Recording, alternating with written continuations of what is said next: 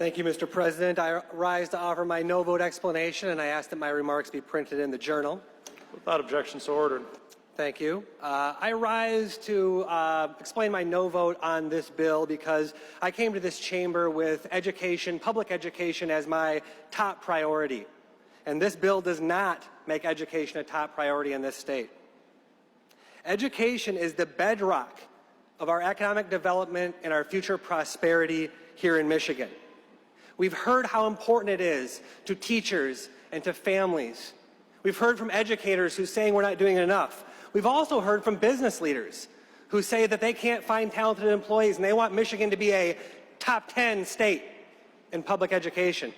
But if you listen to my good colleague from Lansing just a moment ago, he explained to you that Michigan is not a top 10 state. We are lagging far behind our competition. Michigan isn't even threatening to get in the top 10 in any of the categories that are important to our kids' education. In fact, we're in the bottom quartile in almost every category. And this budget continues to check Michigan out of the competition for good jobs and prosperity in the future. This continues our race to the bottom. That's not a competition we want to win. Instead, we need to make schools a priority.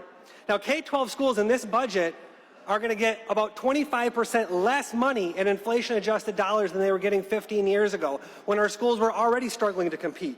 Yet, this legislature is continuing to ask educators, parents, students, and our school boards to do more with less.